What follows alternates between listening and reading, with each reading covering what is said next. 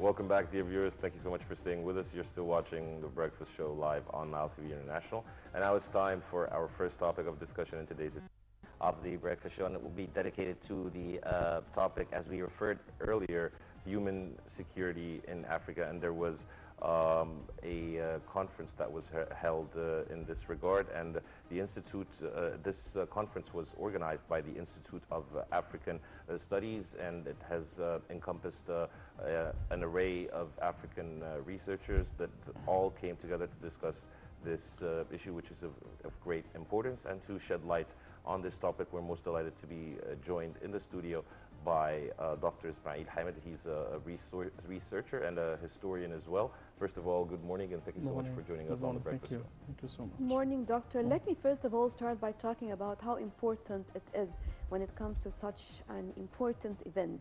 How do you see it?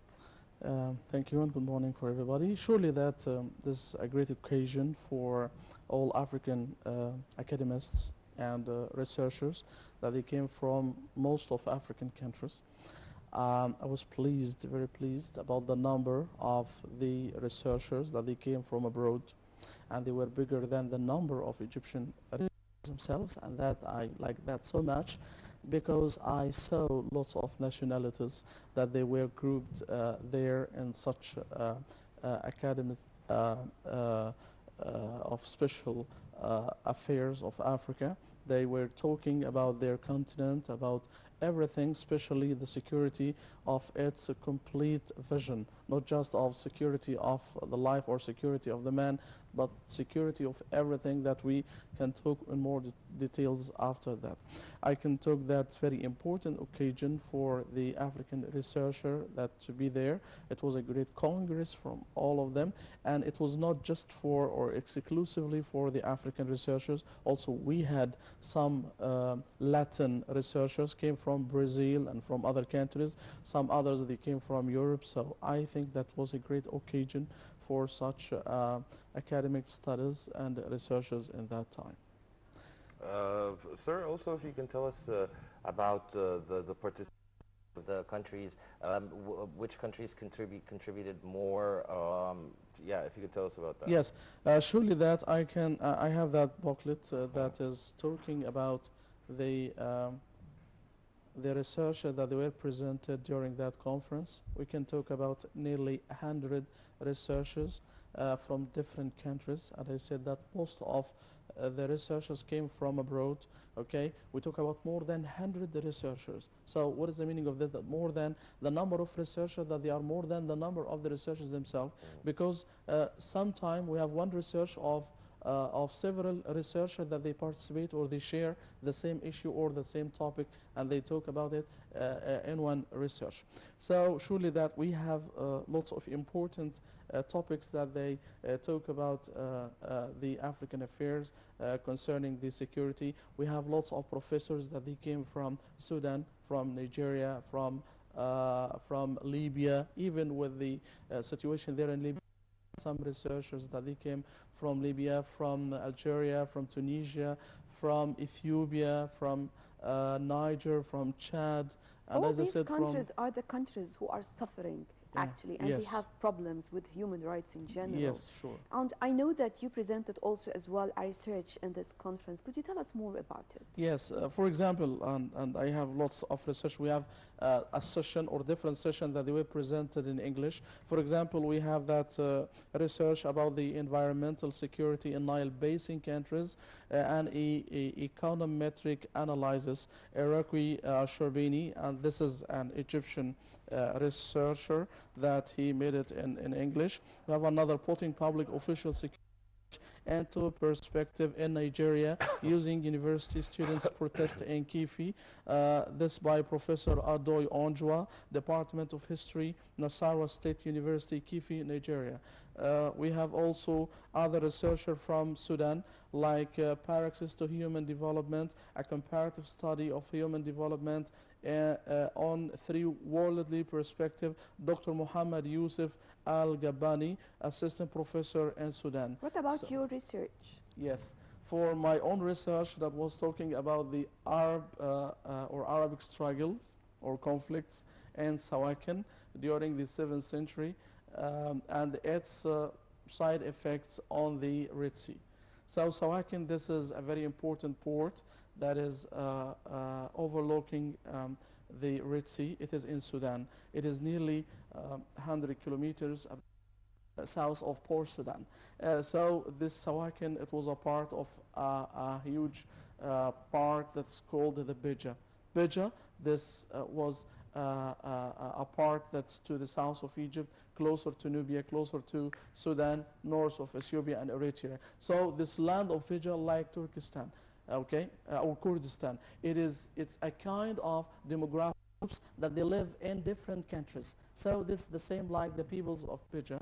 So they were Arabized, and the Arab tribes, they came there and they lived, and they spread the Arab cultures and the Islam in this part. So we have lots of Arab tribes that they live there in Sawakin, in this part, and with the life that they have some conflicts between them, even tribal problems, even about the gold mines in this land. Because part of this land, between the Nile and the Red Sea, we have Wadi al-Alaki. Wadi al-Alaki is very famous part for the gold mines, and surely that we have a very Doctor, famous gold sorry mines. to jump in here. Away from this issue, also another sensitive file was that one of the Renaissance Dam, the one that is going to be or Yeah, sure. We have Ethiopia. lots of research that they talk about the Renaissance Dam in Ethiopia, and they talk deeply. Anything that was directed to the impact on the water supply for Egypt, or the share, or will it negatively affect the Yes, share of we Egypt? talk every time about the destiny of the peoples in Egypt and Sudan and Ethiopia, especially during the time of the construction, and also more especially after the construction itself, and the side effects of the dam. Surely that we agree of this. We are afraid of lots. We have lots of fears about that, about the way of the construction, about the dangers and the threats that could be presented because or resulted because of the construction of such a dam. Also, we talk about even that there is changes, that earthquakes that could make a destruction of such a dam, and it is on a highland. So if in case of such catastrophic affairs could happen, so what will happen in Sudan? So also we talked with the Sudanese researchers about that, and they will be in danger more than Egypt because they are just closer of the dam. So it is on a higher place. Talk about 1,000 or more than 1,000 meters high for the dam or the location of the dam itself. So in case of a destruction of earthquakes or something like that, so the water will be strongly running closer to the area of the dam, and especially to Khartoum, the capital. So they talk that we try to find some resolutions for something like that, and what could be happened, and also to change the flow of the Nile to another direction, to be to the Red Sea, and especially for not to be going directly to the north to Khartoum, and after that to the high dam in Egypt. You know, they have some fears about that. So we have deep discussion about this issue or the topic of the dam. Yeah, if you can tell us more about the pictures. Yeah, surely that we have lots of lectures and sessions. So we have the main session there on the conference hall, the main one, and the African Institute and the Cairo University. We have also another session that they were held in another halls. So I think the participation there was very active. We have lots of discussions and lots of different point of views between us and them. And hopefully, and I hope that if there is an African or African researcher that they come in the programs and they could talk about this. And that's what I said to my colleagues for the preparation of the programs. So if we can have some of them to be guests with us to talk about this, I think something would be very important. Definitely, this will be important. Yes. But let me ask you, because I remember we talked several times before about, yes, we have different meetings, conferences, symposiums. What is the outcome? Because you're talking about some great researchers, but I wish to see some action out of these meetings actually to take benefit of this, because you're talking about some great ideas. Yes. Who's going to apply? Is it the NGOs, the UN? What's next? Surely that the academists or the scholars, professors, their own mission or special mission is to give uh, an explanation, a deep explanation about any problem, any issue, any topics.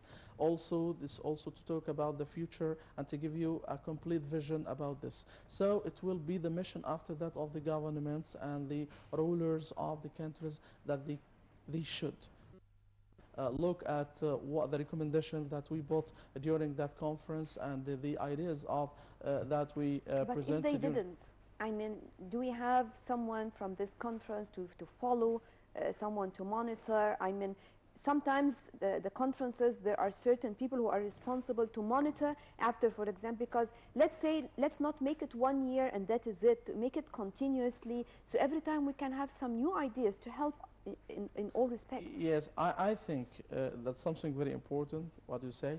Also, for the number of the guests that they were there, we have lots of responsibles and officials that they were there. We have lots of ambassadors of African countries.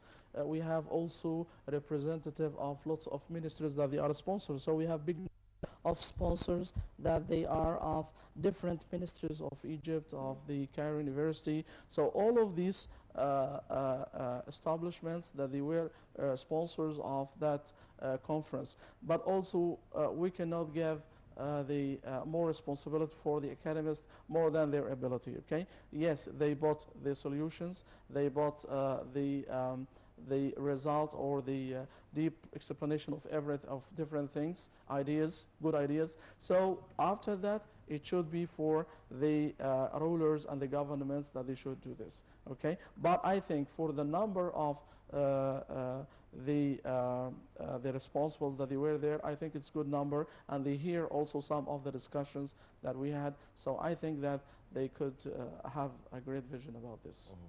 Do you think that, speaking about also the future of Africa, do you think that are the research during the conference, were they optimistic or pessimistic No. given the developments taking place around us? I think we have no comparison, surely, of what before. Now we have lots of, even in our institute now, we have lots of African researchers, there are lots of African professors that they teach in Egypt now. We have big number of them. We have big number also of the researchers that they came to participate in the conference, and that was very joyful time with them. We were very pleased to recognize each other and to talk about our countries. And so I think this is the soft power that we talk every time. We should approach of our African brothers. We should not be far of them. So we should invite them every time to be with us, and also for them to invite them to be guests also in our programs, also to talk to their countries. Something very important also for them to give us their point of view in the media, not just to talk about ourselves, our visions, our point of views to ourselves. So what about these people? We should listen to them. We should hear also their vision about different things. Something very important, and we should... You know, anyway, this is important when it comes to the exchange of expertise. And let me say also that definitely you will agree with me, whenever it comes to the African continent, it has always been abused by the West when it comes to human rights, human resources, raw materials, everything. This continent is rich with all what one might need just to live a good, respected life. And this is the most important part. Maybe it all has to do with the know-how, or because usually our resources are taken outside, whether human resources, whether we're talking about raw materials, and then we buy it in a very expensive price. So it is time, just at least when we have such gatherings, we need the cooperation between countries. I think we have lots of economic groups now in Africa. We have IBAD, we have lots of economic establishments like this that gathering all African countries. And I think this vision should be changed after, I think, few years, because we are very optimistic between each other. And we should not forget that Africa was under the occupation for hundreds of years, and they were violated of different things. You know, Westerners, that they took a big part of their fortunes and different things. Also, Africa is still rich of different things, of oil. I think for the excavation of oil in West Africa now is something amazing now in the media, and that is attracting big number of investors that they came from different countries. And I think this vision will be changed after that with more cooperation. And Egypt also, now we have very active steps to be closer to the Africans and to be with each other, because we have the same destiny every time. Yes, Even that with water, we indeed, have different Doctor, things of we're this. seeing a positive role Egypt is playing in Yes. the African continent, and we hope that these efforts will continue. I'm afraid we're running out of time, but we really do appreciate your insight. Thank you so much for joining us on this show. Thank you. Thank you. Thank you so much. Right, Dr. Ismail Hamid, researcher at the African Research Institute. Thank you very much. Always a pleasure having you with us on the show. And right now, moving on to a quick break, and we'll be back to resume the breakfast show.